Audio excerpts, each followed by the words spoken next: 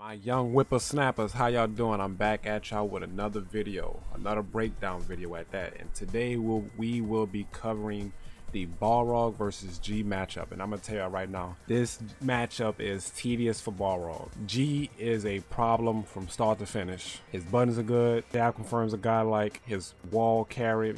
I'm sorry, his corner carry is amazing. Command grabs. This character is a complete headache for Balrog, but it's not completely impossible. So I'm gonna help y'all out, see what I can point out for y'all. But overall, this matchup is pretty bad. But I'm gonna tell y'all like a general guideline on how I play this matchup. V skill and V trigger. Like all my other videos, for the most part, you want to go with V skill 1. When it comes down to trigger choice, it's up to you. V trigger 2 is good because it's an extra mind game against this character. If you want to touch him and kill him, can't go wrong with V trigger 1. Me, lately, I've been using V-Trigger 2. I mean, as of late, overall, I've been using V-Trigger 2. I feel like for all my matchups lately, I've been using V-Trigger 2. I've been really enjoying this setup. Just the high-low throws, shimmies, along with overheads. Now command grab is just too many mind games for somebody to worry about when you got V-Trigger 2 activated. So you can't go wrong with the mind game. So trigger choice is definitely up to you.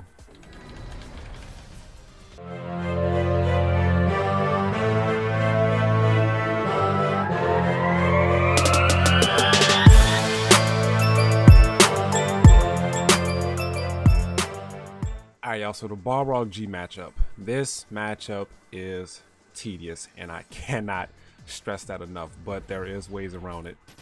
I'm gonna start off with guard all.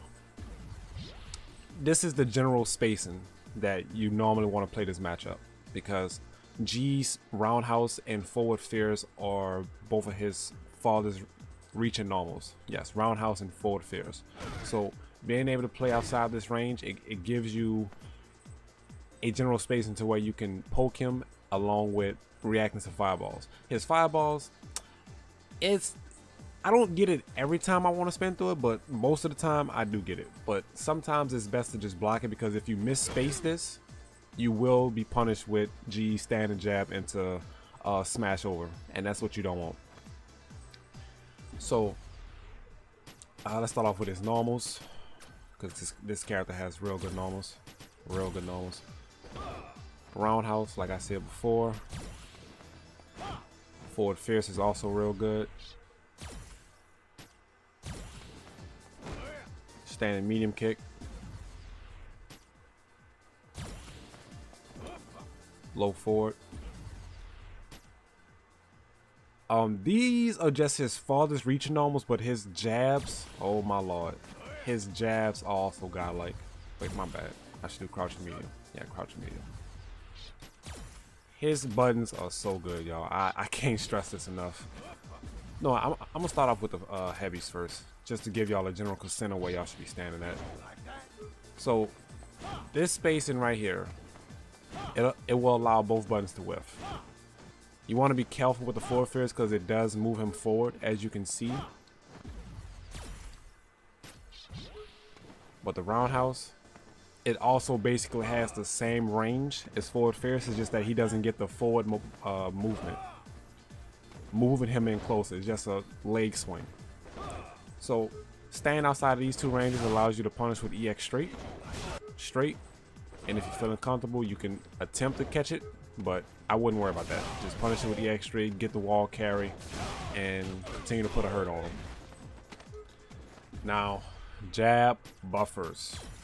If you play against a G, and I will stress this quite a lot in this video, if you play against a G and you see him doing this, you better watch out. Watch out. If you see G's jabbing, standing jabbing, just jabbing, you better watch out. Because if you get caught with any one of these jabs, you are getting sent to the corner. You are getting sent to the corner. That is going to happen. This right here. And then it's time to guess. So neutral control and neutral spacing is so important in this matchup. You do not want to get caught with no jabs, no standing light kicks, no crouching jabs. Because 9 times out of 10, all these buttons will be buffered. And if you get caught with one, you're going to the corner. No ifs, ands, or buts. So let me talk about certain setups that I see a lot of G's get away with, right? So I'm gonna recall one of them. This is a real common G setup.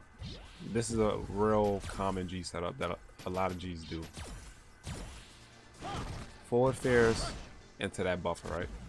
That's like a real common space trap that G's do.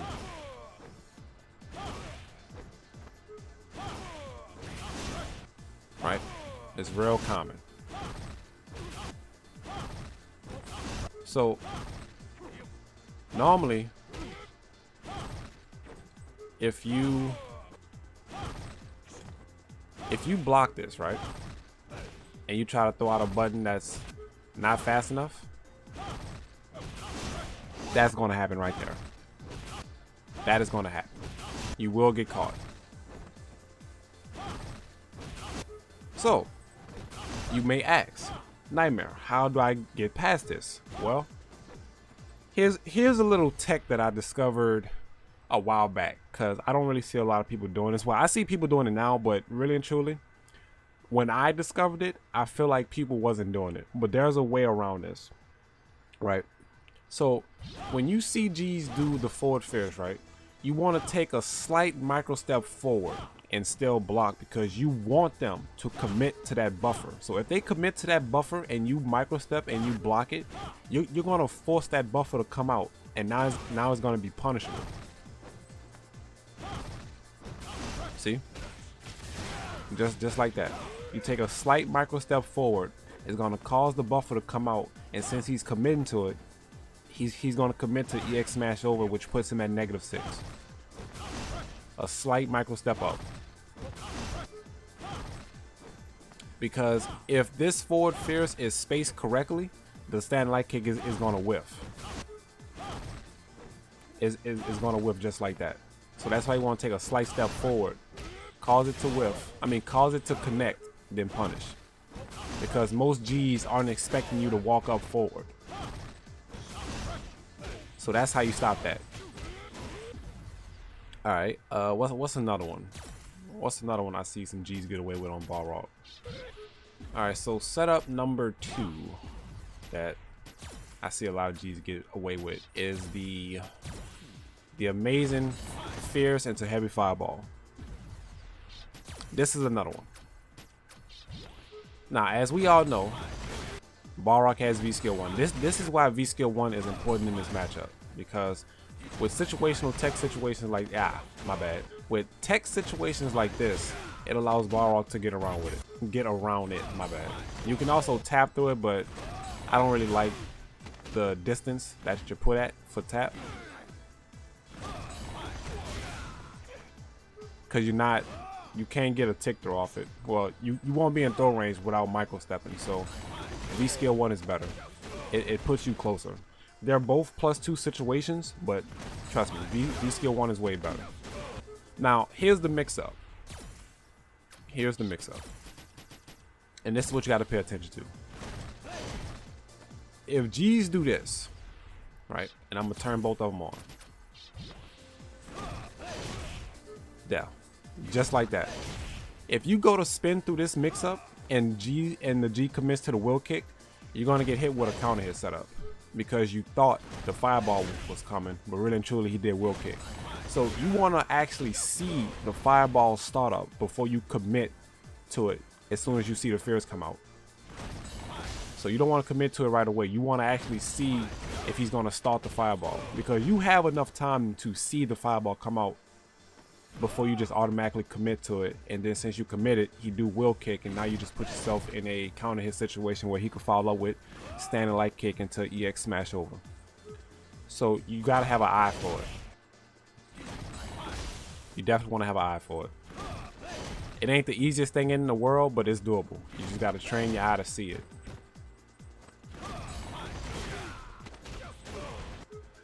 All right, so what's another situation? Try not to jump at this character as much. He got some. I'm sorry. Oops. Try not to jump at this character as much. He got some real good anti-air buttons. Crouching fairs, back fairs. If you do back fairs into wheel kick, that's a free level up. Overall, you want to play this neutral game as solid as possible. It's not the easiest thing in the world because his buttons are so good. So 9 times out of 10, you're going to make a mistake sooner or later. It sucks to suck, but you will make a mistake sooner or later. But you want to play this game as solid as possible. Try not to jump at him as much. Crouch affairs, back affairs are both deadly buttons. You don't want to get caught with nothing like that unless you feel like he's really going to let you jump in, then go for it. But by all means, please try to limit how many times you jump. What else?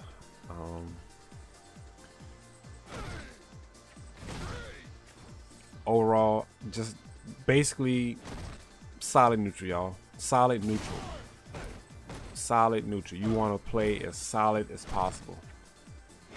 You don't want to show too much respect, but you want to keep it as solid as possible. I can't even stress that enough, because you make one mistake where you overextend, you get greedy, you let something happen that shouldn't have happened, you're going to the corner. Like, it sucks to say, but this matchup is pretty tedious for Balrog. Like, he has to play too perfect just to not let one situation happen that easily puts him in the corner. Now it's time to guess against G. Like, it's rough. So I showed you 2 loopholes in G's pressures. Micro stepping against this character is real good, because if they commit to any jab buffers and you micro step just enough, their jab buffer is going to commit, and then you can punish their EX smash over because it's -6. So overall, y'all, those are the things to look out for in this matchup. Play as solid as possible. Look out for those gaps, and try not to make no mistakes. It's not really a lot to talk about on this matchup, because G is just a good character. Like, he is good. Like, he is the president of the world. Like, he will make you suffer if you don't put respect on his name, y'all. So with that being said, y'all, that is the ending of this video. Hopefully y'all found this helpful. If y'all have any inside questions about anything else, please feel free to put it in the comment section below. Hit me up on Twitter. All my links are in the description below. Follow the Twitch for the live streams, and yeah, y'all get connected with me. So stay safe, y'all. Love y'all, and I'll see y'all in the next one.